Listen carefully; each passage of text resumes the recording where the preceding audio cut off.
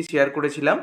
তারপরেও চ্যানেলে অনেক নতুন বন্ধু যুক্ত হয়েছে এবং অনেকেই আমাকে খুব সহজে বাড়িতে কিভাবে আইসক্রিম তৈরি করতে হবে তার রেসিপি চাইছিলে, তাই আরও একবার আমি আজকে আইসক্রিম তৈরির পদ্ধতিটা বলে দেব।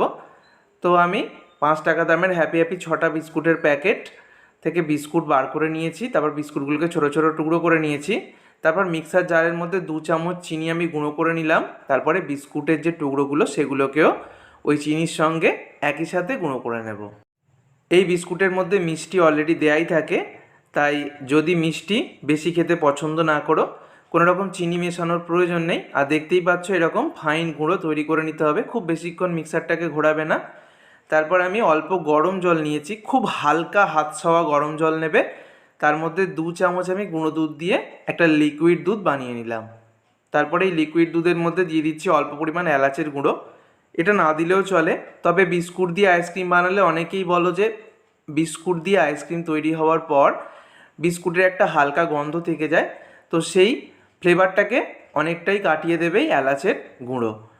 তো এলাচ গুঁড়ো ছাড়াও বানানো যেতে পারে। এবার অল্প পরিমাণ লিকুইড দুধ দিয়ে এটাকে ঘুরিয়ে একটা ব্যাটার তৈরি করে নিতে হবে। একবারে কিন্তু সব দুধটা দেবে না, অল্প অল্প করে দুধ দিয়ে মিক্সার জারটাকে ঘুরিয়ে একটা স্মুথ ব্যাটার তৈরি করে নিতে হবে। দেখো ব্যাটারটা কিন্তু একদম ঘন হবে না, আবার একদম পাতলাও হবে না, মিডিয়াম করেছি। আর বাড়িতে সবারই কাজু বাদাম থাকে, তো একটু কাজু বাদাম যদি এইভাবে গ্রেট করে দেওয়া যায় তাহলে যখন আইসক্রিমটা খাওয়া হবে মুখে পড়লে ভীষণই ভালো লাগবে। তো এটাও কিন্তু পুরোপুরি অপশনাল, তবে চাইলে তোমরা এটা বাদ দিতে পারো। আমি 6-7টা মতো কাজু বাদামকে গ্রেটারের মধ্যে গ্রেট করে দিয়ে দিয়েছি। আইসক্রিম জমানোর জন্য আইসক্রিম মোল্ডের ব্যবহার করলে ভালো হয়। তো আইসক্রিম মোল্ড অনেকের বাড়িতেই থাকবে না, তারা খুব সহজে এরকম চা বা কফির যে কাপগুলো বাজারে পাওয়া যায় তাতেও কিন্তু বসিয়ে নিতে পারবে। আমি চা বা কফির কাপ দিয়ে বহু আইসক্রিমের রেসিপি তোমাদের সাথে এর আগে শেয়ার করেছি। এরকম ছোট কাপে বসাতে পারো। তো 3টে আমার এখানে ভর্তি হয়েছে, আর অল্প ব্যাটার রয়েছে, সেটা ছোট কাপে আমি বসিয়ে নেব। আর এই মোল্ডের ওপরের ঢাকনাগুলো দিয়ে দিচ্ছি, এগুলোতে খুব সহজেই হয়ে যায়, কাঠি ঢুকিয়ে দিলেই হয়ে যাবে। আর এগুলো তোমরা অনলাইনে পেয়ে যাবে। আর এরকম মোল্ড না থাকলে এরকম চা বা কফির কাপের ওপর এরকম অ্যালুমিনিয়ামের যে ফয়েল পেপারগুলো পাওয়া যায় সেগুলো দিয়ে দিতে পারো, অথবা ফয়েল পেপার না থাকলে শুধু কাঠি দিয়ে দিলেও হবে। যেহেতু ফয়েল পেপার লাগিয়েছি, ওপরটা ছুরি দিয়ে একটু দাগ দিয়ে আমি একটা এইভাবে স্টিক ঢুকিয়ে দিচ্ছি। আর এই যে মোল্ডের ভেতরে খুব সহজেই স্টিক ঢুকিয়ে দেওয়া যাবে।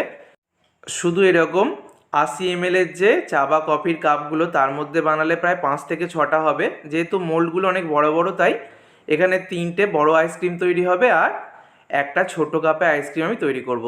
এবার এগুলোকে 10 থেকে 12 ঘন্টা রেখে দিতে হবে। তবে এখন বেলা 12টা মতো বাজে, আমি বিকাল 4টায় তোমাদেরকে দেখাবো 4 ঘন্টা পরে। আর দেখো এই যে ছোট কাপের মধ্যে আমি রেখেছি, আইসক্রিমের স্টিকটা ছোট করে নিয়েছি আর কোনো রকম ফয়েল পেপার দিইনি। যাদের বাড়িতে ফয়েল পেপার থাকবে না তারা এরকম ডিরেক্টলি কাঠিটা ঢুকিয়ে দিতে পারবে। 4 ঘন্টা পর তোমাদেরকে আমি দেখাচ্ছি। 4 ঘন্টা আমি ডিপ ফ্রিজে রেখে দিয়েছিলাম। 4 ঘন্টার মধ্যে কিন্তু দেখলে মনে হবে আইসক্রিমটা বসে গেছে, কিন্তু পুরোপুরি বসবে না। তো অনেকেই যেটা ভুল করো, 4 থেকে 5 ঘন্টা বা 6 ঘন্টা পরে আইসক্রিমগুলো বের করে দেখতে যাও, তাতে করে কিন্তু আইসক্রিমটা বাইরে থেকে মনে হলেও ভেতর থেকে খুলে দেখলে এটা কিন্তু সঠিকভাবে জমবে না। 10 থেকে 12 ঘন্টার সময় অবশ্যই দিতে হবে। তো আমি সমস্ত ঢাকনাগুলো খুলে নিলাম। বাইরে থেকে দেখে মনে হচ্ছে সব আইসক্রিমই কিন্তু জমে গেছে, কিন্তু 4 ঘন্টায় আইসক্রিম ভালোভাবে বসে না। ডিপ ফ্রিজে 10 থেকে 12 ঘন্টা অবশ্যই রাখতে হয়। চা বা কফির কাপের মধ্যে বানালে কিন্তু কাঁচি দিয়ে কেটে নেওয়া যায়, খুব সহজেই বের করে নেওয়া যায়। তবে এরকম মোল্ডের মধ্যে বানালে নর্মাল তাপমাত্রা জলের মধ্যে 10 থেকে 15 সেকেন্ড বসিয়ে তারপর বের করে নিতে হয়। আমি একটাই বার করব, বাকিগুলো বার করব না। আর যেটা বার করলাম এটা আবারও ওই মোল্ডের মধ্যে ঢুকিয়ে ডিপ ফ্রিজের মধ্যে রেখে দেবো। তো বন্ধুরা, যেভাবে দেখালাম এইভাবে অবশ্যই তৈরি করো, আর 10 থেকে 12 ঘন্টার সময় কিন্তু অবশ্যই দিতে হবে। ভিডিওটা ভালো লাগলে বন্ধুদের মধ্যে অনেক শেয়ার